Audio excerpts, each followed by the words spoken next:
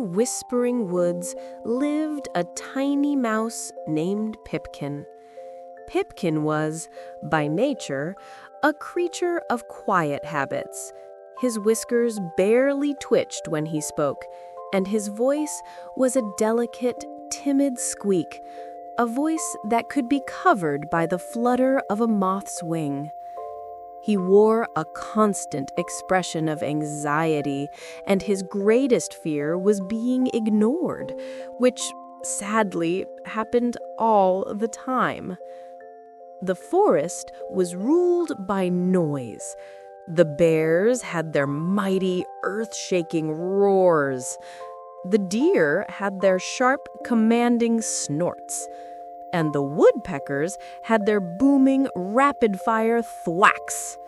Whenever Pipkin, with his tiny, good ideas, tried to speak up at the forest council meetings, his squeak was instantly lost beneath the thump of Balthazar the bear's massive paw slamming down in emphasis.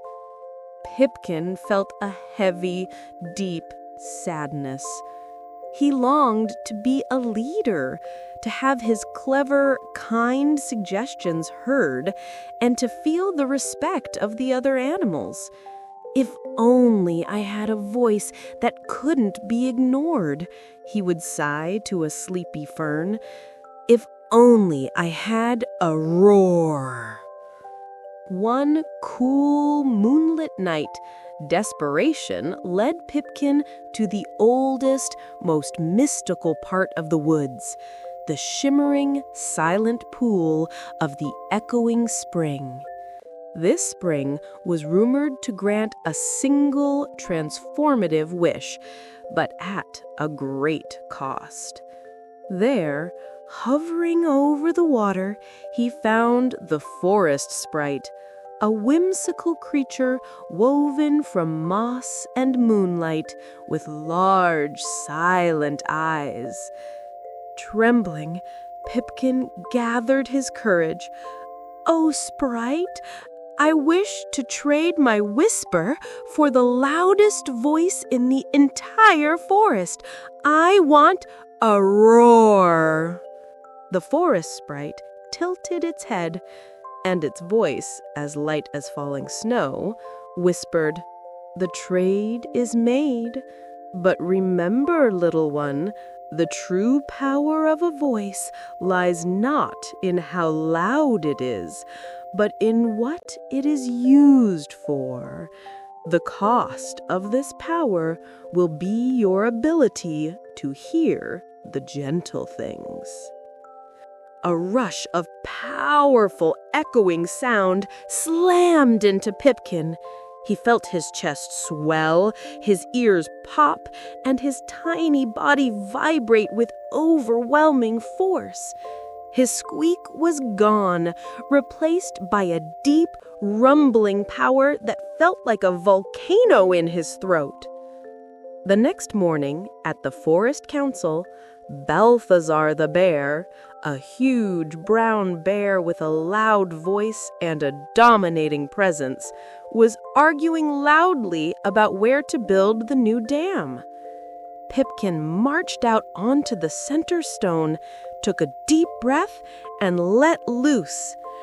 Roar! The sound was phenomenal. It shook the leaves from the trees, sent the timid rabbit scrambling, and knocked Balthazar clean off his stone. The whole forest went silent. Pipkin, now filled with a strange, giddy confidence, swelled with pride. He used his new voice to demand attention, to dominate conversations, and to shout down anyone who dared to disagree. He had everyone's attention. He had the power. He had the roar. At first, the animals were simply stunned. They did whatever Pipkin roared for. He got the best acorns, the warmest nest, and his ideas, even the silly ones, were adopted instantly. He was a leader, but not a good one.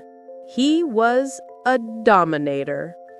Soon, Pipkin realized the terrible cost of the trade. The first thing he lost was the gentle beauty of the forest. The whispering song of the wind through the leaves was gone. The quiet crunch of snow underfoot was nothing but a dull thud.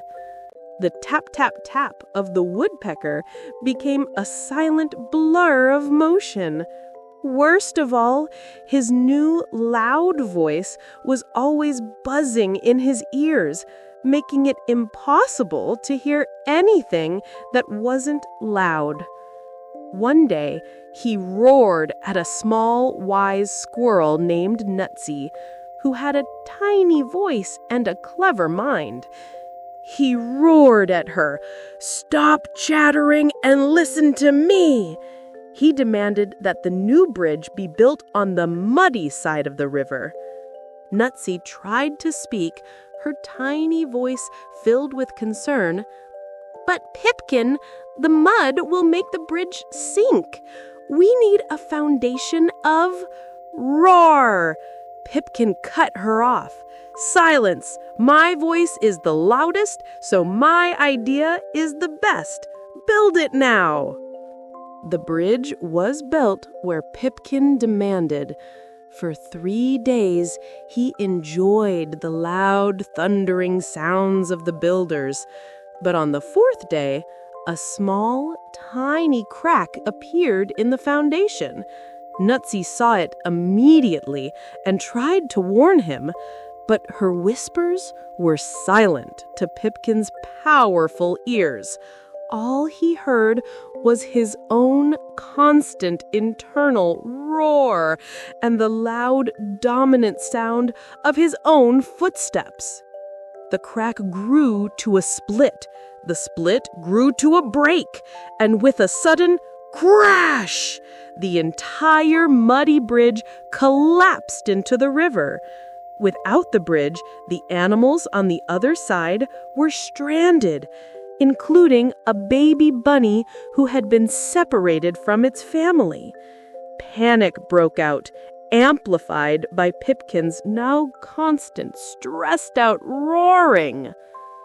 In the midst of the chaos, Balthazar the bear, who had been quietly watching from the sidelines, stepped forward. He didn't roar. He simply used his big, strong body to block the panicked rush of animals and began to point. His gestures were calm. His expression was steady. He quietly directed the strong animals to start gathering fallen logs.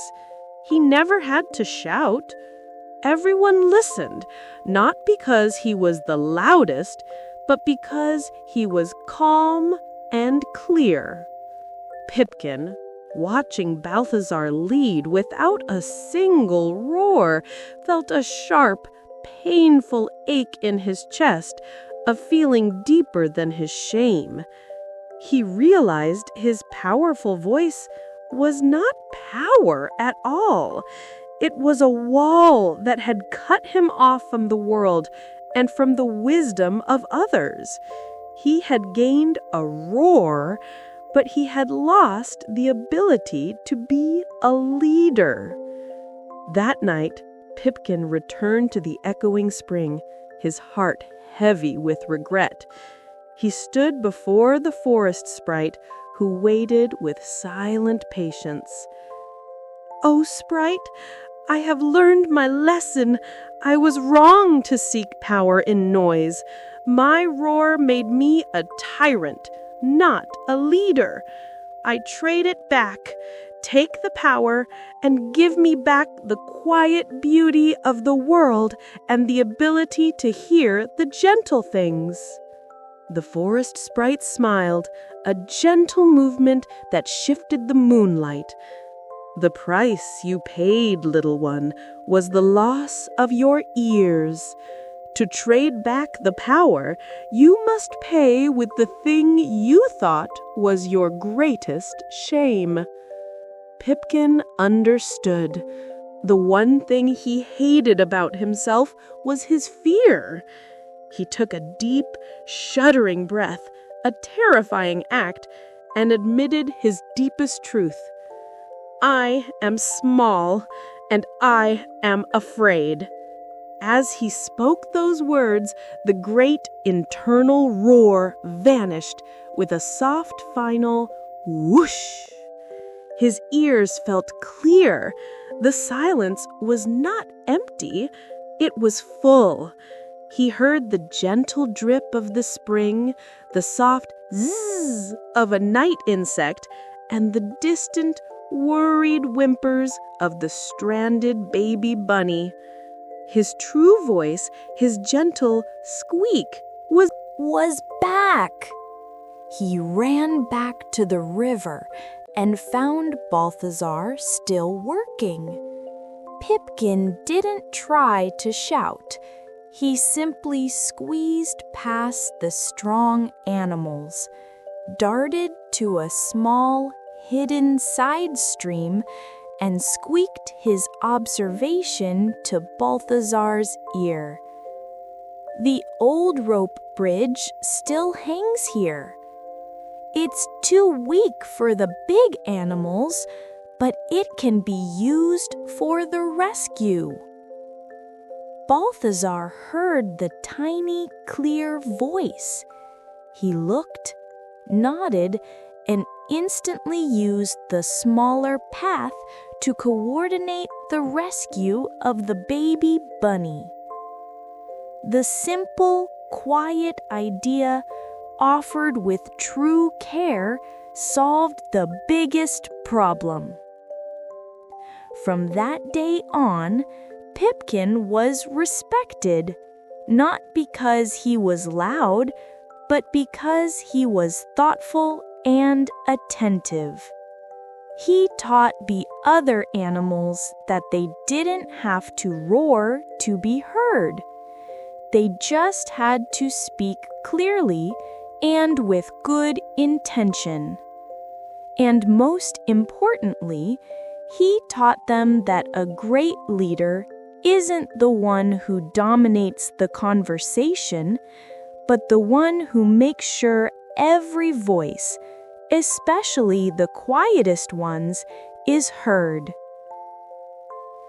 The moral of Pipkin's story is that true strength and leadership do not come from the loudest voice.